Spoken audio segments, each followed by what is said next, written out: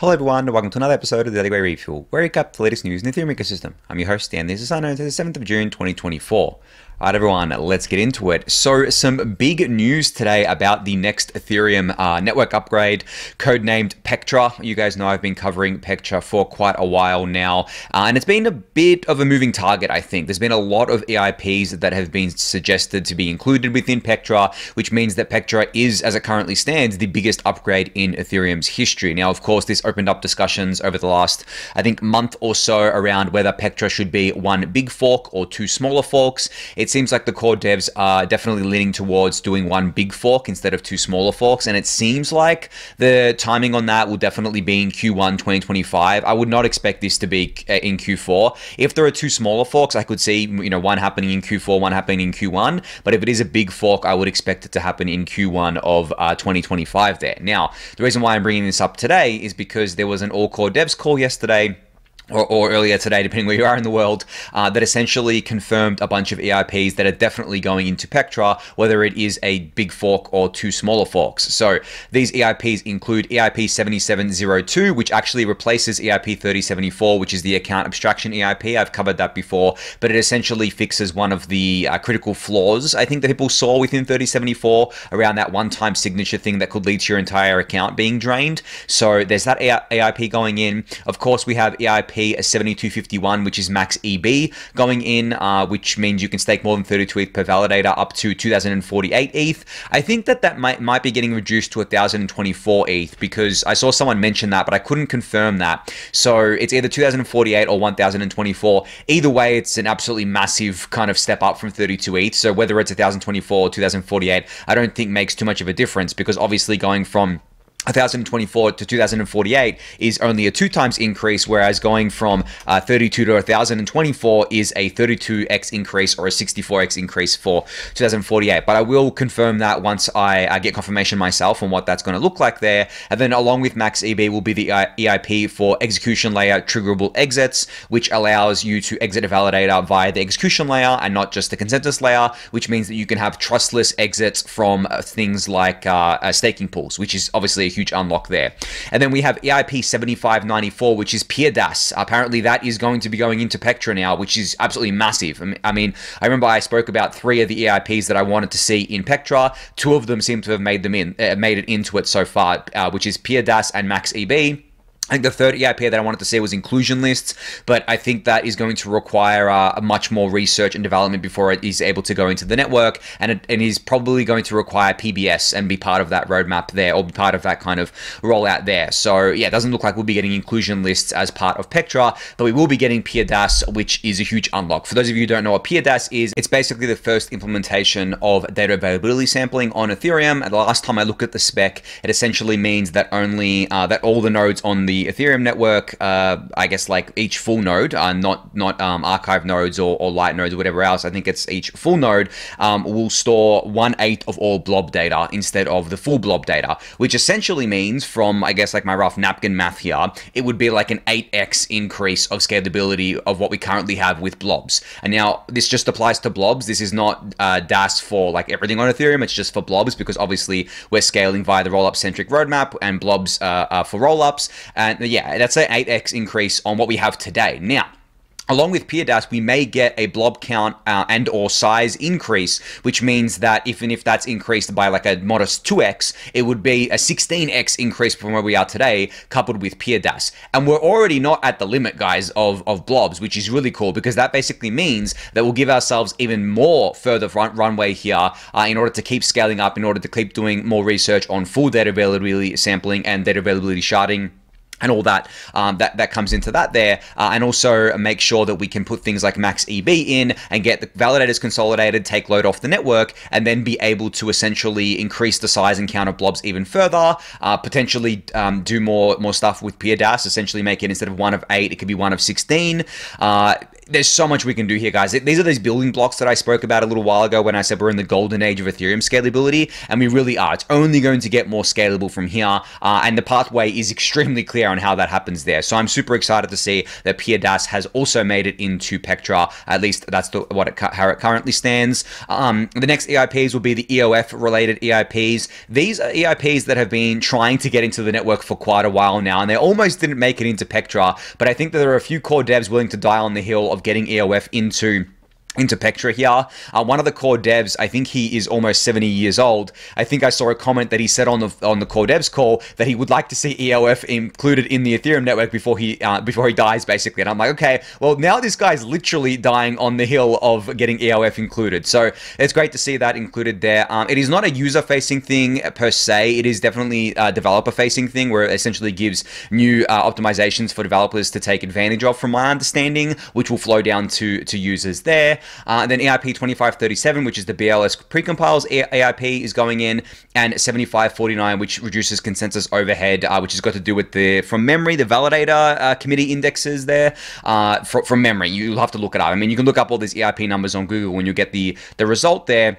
And then also history expiry is being considered for inclusion in Pectra, which is another huge thing that is on Ethereum's roadmap there. But as you can see, Pectra is definitely the biggest Ethereum network upgrade in history at this point in time. There could be more stuff added to it. Maybe there's some stuff taken away from it, but I still think it would be the biggest. And that's why I think that there's probably no way we're going to see it in Q4 if it remains a big upgrade. It'll be Q1, which is fine. I guess, as I think I said like on maybe a week ago or something, I said that there doesn't seem to be like a rush to get this EIP in. It's not like it was with blobs where like we want blobs now because, you know, rollups are suffering. They need to be more scalable. And then once we had blobs in, we could see how quickly rollups have grown, how quickly the layer 2 ecosystem has just taken advantage of that. At this point in time, I don't consider any of these things to be like absolutely critical, need them right now. Yes, they are all awesome upgrades, especially MaxEB and PDAS and even the account abstraction EIP here.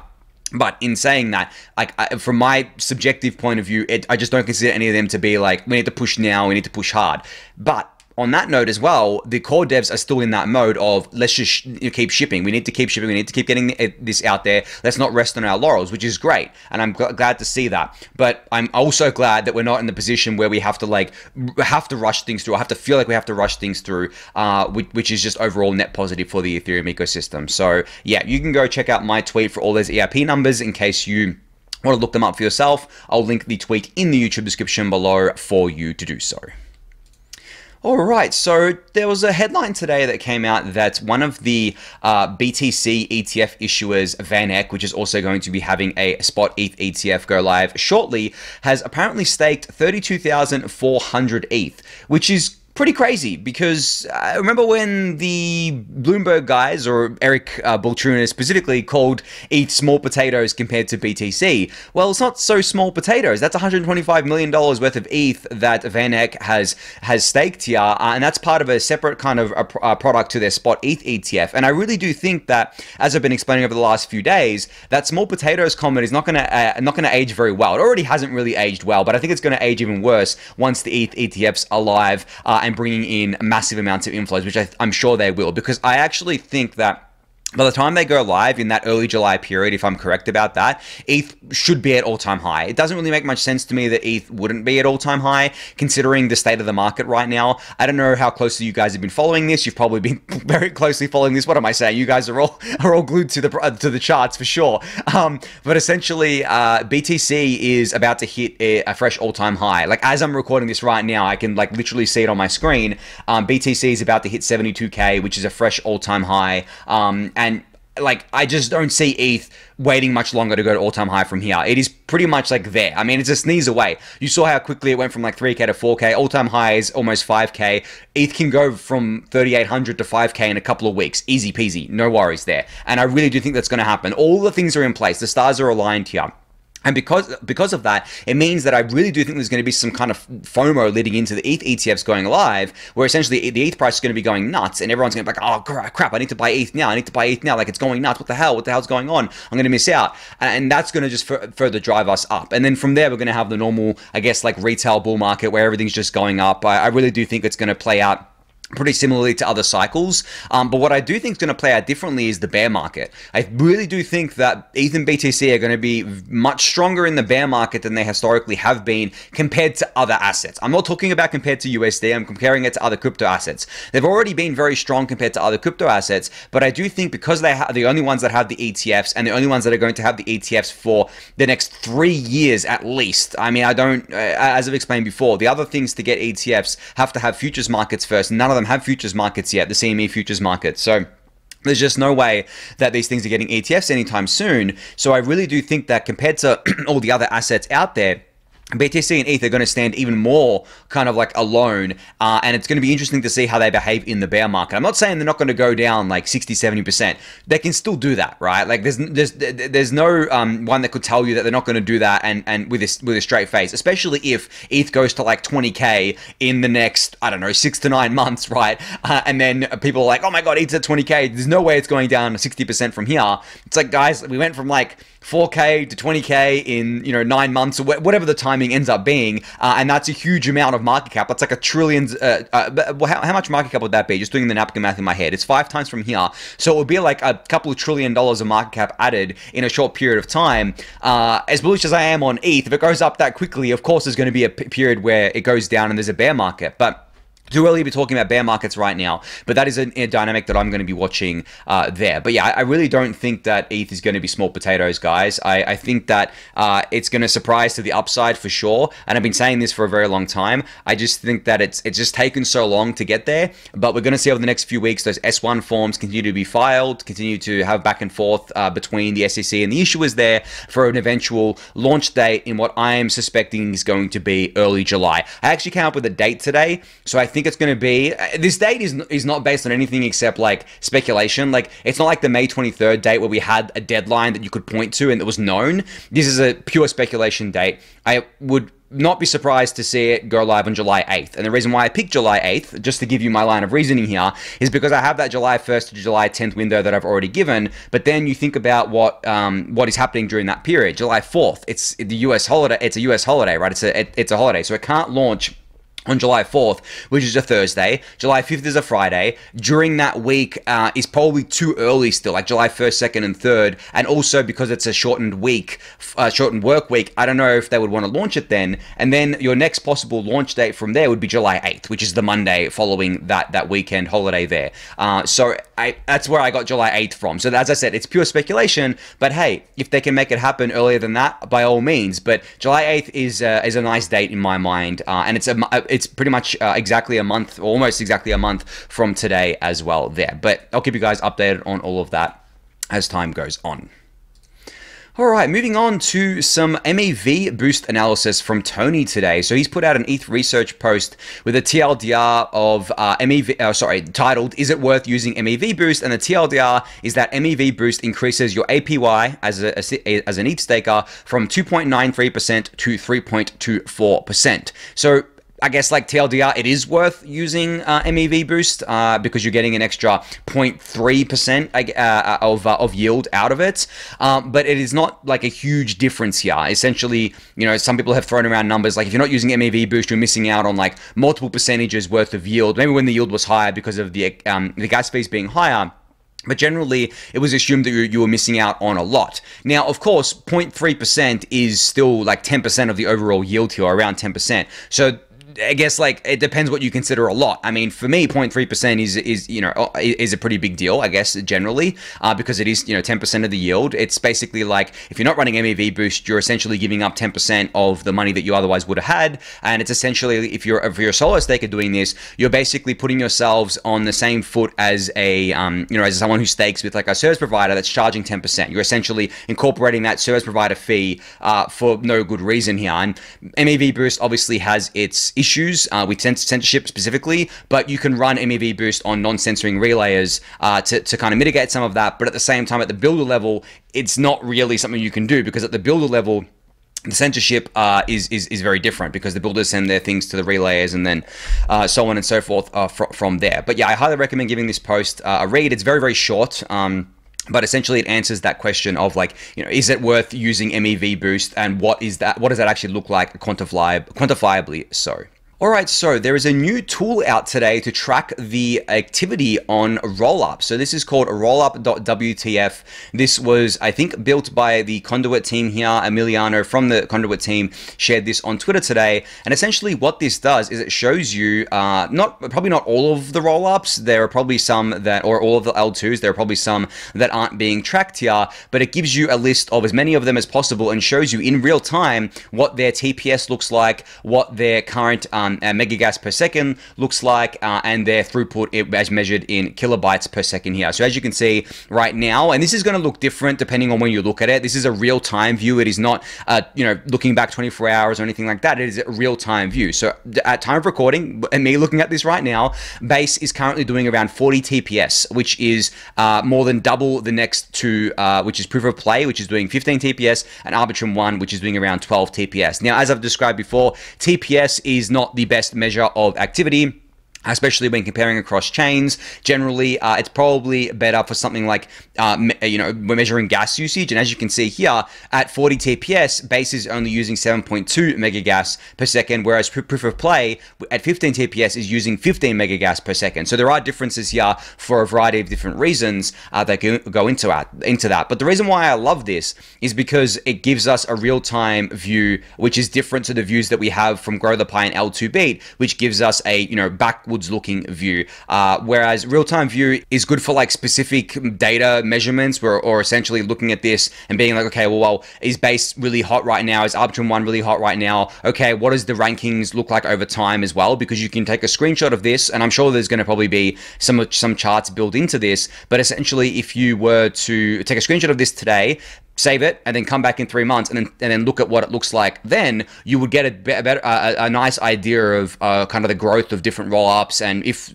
which ones stayed dominant, which ones fell off, and so on and so forth. So just a really, really cool tool here that you can go check out. I'll link it in the YouTube description below. But I mean, I don't think it's any surprise about, I guess, like what this looks like right now. Because, for example, Base is definitely the #1 L2 right now. I think Arbitrum 1 is pretty much neck and neck with them in terms of overall activity, not just TPS. Proof of Play is a funny one because I hadn't really been tracking Proof of Play before, but essentially it is an Arbitrum AnyTrust chain. So it is not a rollup, it is an L2, it's not using a Ethereum L1 for data availability. So I would like a way to filter those out actually, rollups versus like L2s, aka things that are using Ethereum for data availability, Ethereum L1 for data availability, and things that are not, because they're not equal to each other as I've described before. But Proof of Play is basically a gaming chain as part of the Arbitrum ecosystem there. Then obviously you have a bunch of the other rollups, Optimism is a rollup, Linnea, Scroll, Zora, Mode, so on and so forth. But yeah, I would like a way to kind of filter with rollups and L2s and separating the two there and filter by DA basically there. Alright, so speaking of L2s, Taiko is now permissionless and based. So starting today, anyone in the world can set up a Taiko proposer and prover to help run the network using the newly launched Taiko token. So I think this is one of the first rollups to do this. It definitely is the first based rollup to do this, where essentially anyone in the world can download the proposer and prover software and help run the network. This is the end game for all rollups, or at least it should be the end game for all rollups. We should not be settling for less than this on the on the permissionless and decentralization side here, especially when it comes to things like based rollups as well. I mean, being a base rollup is cool, but what's even cooler than that is anyone being able to run a proposer and a prover in order to push that through the network there. So big kudos to Taiko for this, for being a pioneer on this front here. I think they're going to work as a forcing function for the other rollups to do this, because I think we need to keep the pressure on. I know that Arbitrum 1 has committed to reaching stage 2 this year.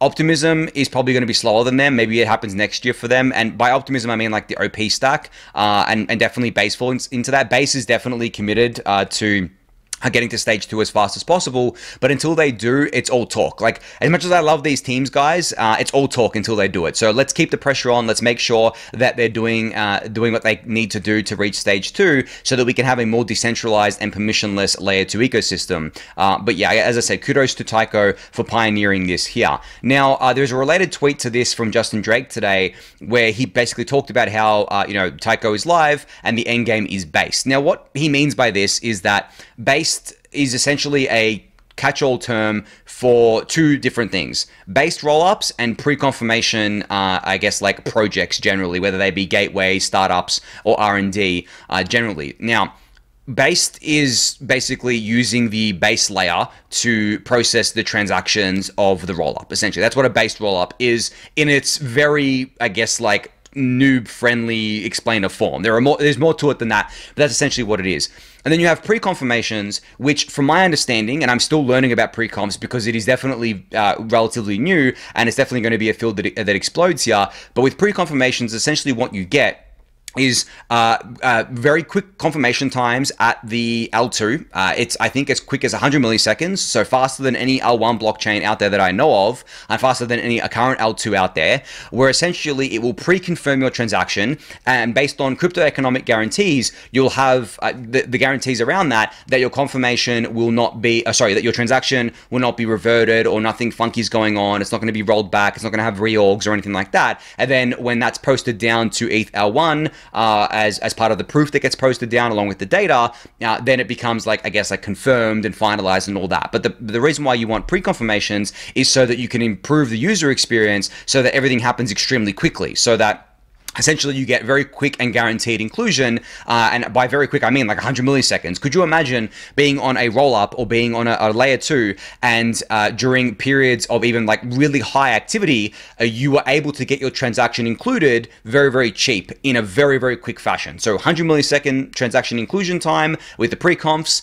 doing it via a based rollup as well would be like the holy grail here. Doing it on the cheap and getting it included without transactions being dropped. That is the holy grail, and that's what we're working towards. And that's what the based ecosystem is here. So if there's something that you have been looking forward to dive deeper into and that you want to learn more about, I would highly recommend learning more about based rollups and learning more about pre-confirmations generally. Justin Drake has a bunch of resources I think he shared before, and he's definitely the, I guess, like one of the top experts in this field right now in terms of researching it and being on top of everything. He has put together this graphic here, which basically has a bunch of projects that you can go look up. Specifically in the pre-conf stuff, I don't think I've ever mentioned some of these projects. For example, I don't think I've mentioned Spire, Prime V, Monea, Lubin, or Bolt before in the pre-conf startups. I think I've only mentioned Espresso. I actually just learned about Spire a day ago. What they're building is really cool, but I haven't mentioned the other ones yet. Espresso, obviously, I've mentioned before. They're doing shared sequencer stuff, which falls into the pre-conf stuff as well. Like, it's all blending together, and all of these things are trying to do, I guess, like similar things here, but any of those, just Google them and then go to their website and go to their research and read it, and your mind's going to be blown, guys. Like, this is deep level stuff that's going to have a huge impact on the user experience at layer 2s. So definitely go check that out if you haven't yet. All right, last up here, I just wanted to give a shout out to this thread from Diana, where she basically explained what the AggLayer is and what the AggLayer is not. Now, you'll notice that she hasn't called it the Polygon AggLayer, and this is critically important because, as you guys will know, Polygon is building the AggLayer, of course, but they are not building the AggLayer for Polygon. They are building the AggLayer for everyone. They want the AggLayer to be a public good, essentially, and what that means is that they want the AggLayer to be just incredibly neutral infrastructure that sits on Ethereum that any L2 can tap into to use, but also any L1 can use as well. So they're not just supporting L2s, they're supporting L1s. They're basically supporting any type of chain you can think of, whatever name you want to call it, L2, L1, L3, sidechain, whatever. They're supporting that in the AggLayer and trying to do it in a way that is credibly neutral, where it's got nothing to do with Polygon. It's just something that they're trying to build for the ecosystem in order to fix the problem of fragmentation of liquidity in the ecosystem right now, which is really, really cool. So this thread from Diana, obviously, as I said, goes into this. I highly recommend giving it a read. I'll link it in the YouTube description below. And it's probably something that you can share with anyone who's asking you about the AggLayer as well, because there is confusion about what it is and what it isn't.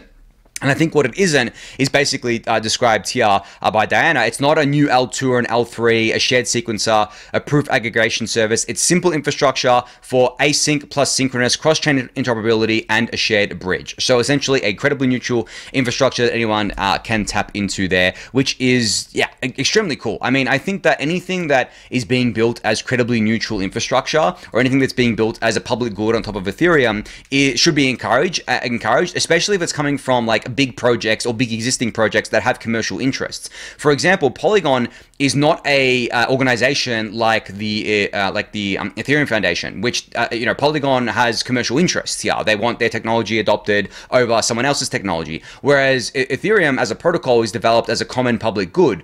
Yes, they care about Ethereum getting adoption instead of some other L1 getting adoption, but there is no commercialization bolted onto that. The Ethereum Foundation is not commercializing that in any way. Right. Whereas Polygon has certain parts of their stack that they're commercializing here, but they are also building things like the AggLayer that anyone can use, that anyone can take advantage of, that is credibly neutral here. So huge kudos to them and ups to them on that one there. Now, just to finish off today's episode, I wanted to talk about one last thing, which regards to, I guess, like the market stuff that I was talking about a little bit earlier, with regards to bull and bear kind of markets here. I remember I did say that I felt like we were halfway through the bull market, I think probably like 2 to 3 months ago. I think I maybe was a little bit early on that call because what ended up happening was that the BTC price stagnated for the last couple of months, or maybe like 2 to 3 months. It went sideways. I didn't expect that to happen. I thought it would only go sideways for a few weeks and then continue up from there. So I think I was maybe 3 months too early on my call there. I think around now, over the next few weeks, is probably going to be the half point here. But I want to caveat that by saying that you guys know my view on the 4-year cycle. I don't think the 4-year cycle is a thing anymore. And you guys also know my view from before and other episodes that I've done around how I think that the ETFs are going to act as a, I guess, like lifeboat or a way to kind of buoy the price of BTC and ETH going forward, which will also make sure the 4-year cycles don't play out as they historically have.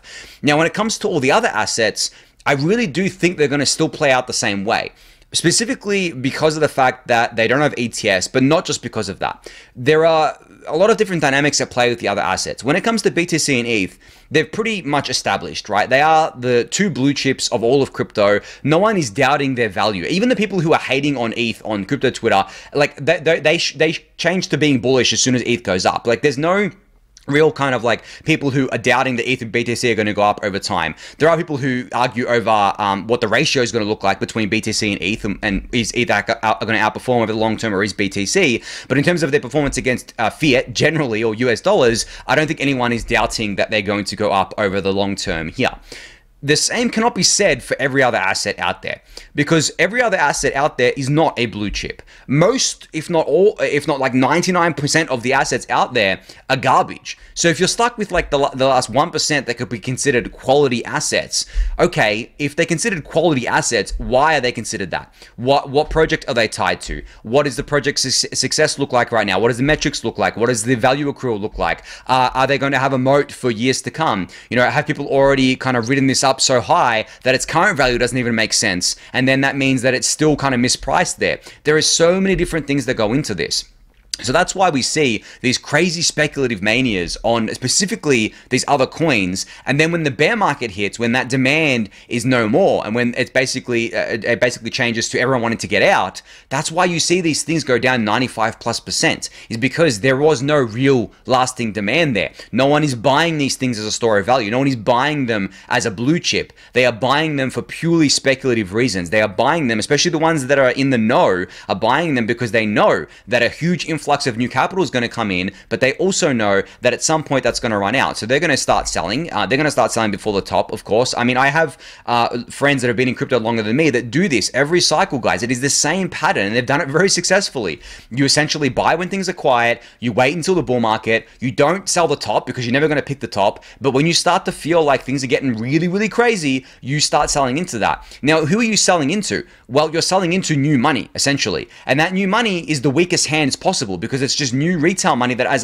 doesn't understand anything about crypto, and they're only into it because they're FOMOing in, because they're seeing everything go up. And that's why these things will just get slaughtered. And then when they've been slaughtered, most of them never come back because of the fact that they are part of projects that weren't even good to begin with, or didn't have any traction to begin with. They never should have gone to that price to begin with. If these things weren't publicly traded, these early stage project tokens weren't publicly traded, and let's say you were building a project over a 5-year span, you raise some money in years 1 and 2, you're building out, and then you run out of money and your company hasn't succeeded by year 5, you probably shut down. You don't go public. right? Or, I mean, there's been some of that with the SPAC stuff recently, where essentially you merge two shitty companies together and create a meme about it. Just some bullshit that goes there. But the usual process, or the traditional process, has basically been you shut down. Whereas in crypto, if you have a token, there's not really a graceful way to shut down, because you have all of these holders that are holding something that the SEC considers to be an unregistered security. There's all these people that are pissed off at you, that are annoyed that everything's down already, and then you tell them, you know, after things have gone down 90% and your company's basically bust, you say, "Oh, guys, we're shutting down." Like, you know, this doesn't work. It's not something that anyone wants to do. So that's why in crypto it's very different to what it's like traditionally when you start a business, is that, you know, most of the time you're not IPOing in year one. Essentially, you're not going public in year one. You're not taking on public money in year one. You're waiting until you have, you know, some good traction before even considering that. That's the usual process. Whereas in crypto, it's flipped on its head, where before you've even got product market fit, before you've even got a product out there, a lot of the time, you have a token out there. And people are speculating on not what you are today, right? You're nothing today. 100% of the money going in is completely speculating on what you are going to be in the future, or what you're promising, or what your marketing is saying. So all of this is to say, be careful, guys. I do think now we're at the halfway point. I do think things are going to get crazier from here as BTC enters price discovery again, and as ETH follows shortly after. I do think that with the macro environment seemingly getting better as well, with, you know, the Canada and the ECB cutting rates today, US probably cutting rates soon. I do think generally things are going to heat up from here, especially towards the end of the year. So just be careful. Remember the bull market tips that I've been telling you guys about for years now, and that I've got on Twitter. You can search my Twitter username and go to bull market tips. You can see them all there. Just keep your head on straight. Don't get swept up into the madness. You've waited this long. You've grinded this long during the bear market. Now's the time to not fuck it up, guys. Like, as I said last time, just don't fuck it up. Don't blow yourself up, and you'll do well there. And I'll let you guys know when I feel like things are getting way too heated on stuff. It's probably not going to be for a little while from here, but I'll let you guys know. Don't take that as a sell signal. Don't use me as investment advice. Just use me as one of the data points in all of the data points that you look at to see when's a good time to start scaling out of the market. But anyway, that's going to be it for today. So thank everyone for listening and watching. Be sure to subscribe to the channel if you haven't yet. Give it a thumbs up, subscribe to the newsletter, join the Discord channel, and I'll catch you all next week. Thanks, everyone.